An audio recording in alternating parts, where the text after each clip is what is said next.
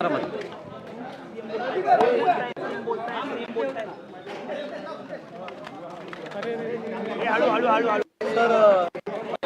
आज काल तुम्ही बैठक घेतली दिले आज एक दिवसावर विधिमंडळ गाठले, काय सांगाल?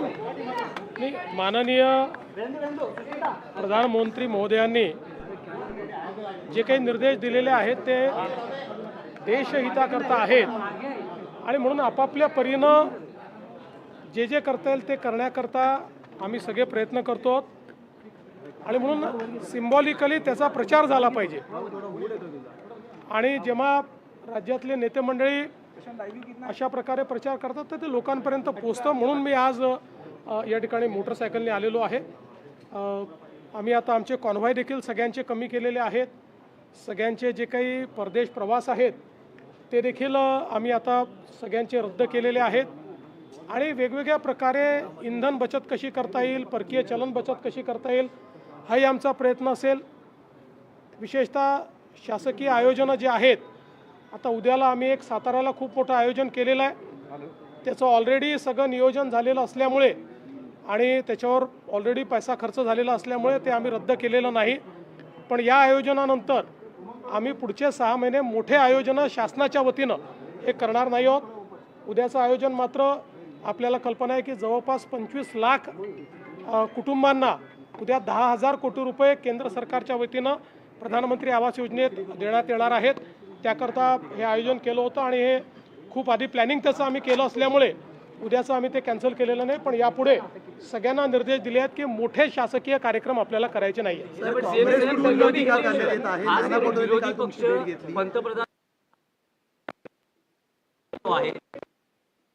नेते राहुल गांधी असतील किंवा अन्य नेतेही असतील, त्यांचं असं म्हणणं खरं तर युद्ध सुरू झालं तेव्हाच ही परिस्थिती होती, पण तेव्हा गांभीर्याने घेतलं गेलं नाही आणि आता लोकांना संकटात टाकलं जाते।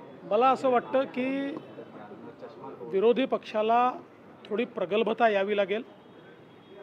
जगाचे सगळे देश ज्यावेळी याच्याही पेक्षा कठोर निर्णय घेत आहेत त्यावेळी आपल्याला माननीय प्रधानमंत्री महोदयांनी थोडासा त्याग करायला सांगितलं।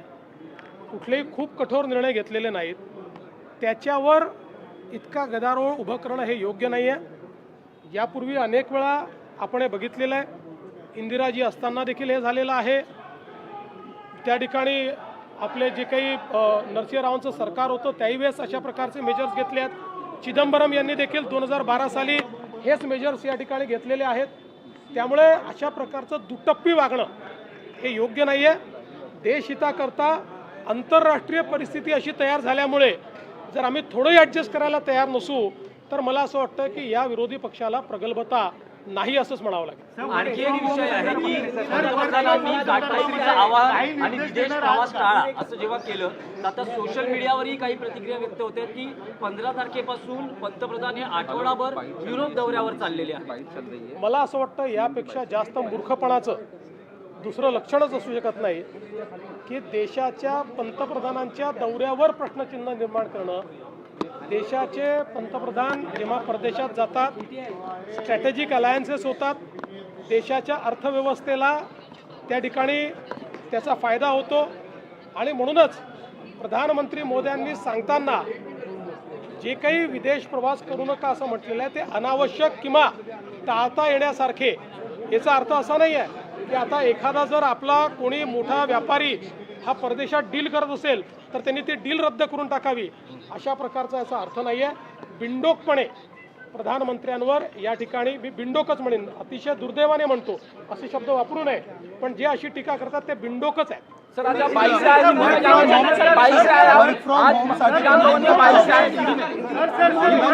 प्रधानमंत्री जी ने देश में जो विश्व के हालात है उसके मद्देनज़र हम सभी को कुछ एहतियात बरतने को कहा है।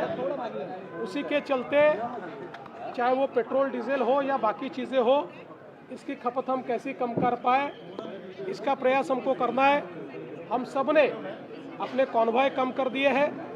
आज एक मैं ऐसा कह सकता हूँ कि मैं जो मोटरसाइकिल से यहाँ आया तो इस जो निर्णय है इस निर्णय को समर्थन देने के लिए और जब हम ऐसा करते हैं तो ज़्यादा से ज़्यादा लोगों तक ये चीज़ें पहुंचती है। इसलिए मैं यहाँ पर मोटरसाइकिल से आया हूँ और हम लोगों ने बहुत निर्णय किए हैं किस प्रकार से हम लोग देश का पैसा बचा पाए, इसका प्रयास किया है। सभी के जो विदेश दौरे उसको समाप्त कर दिया गया है।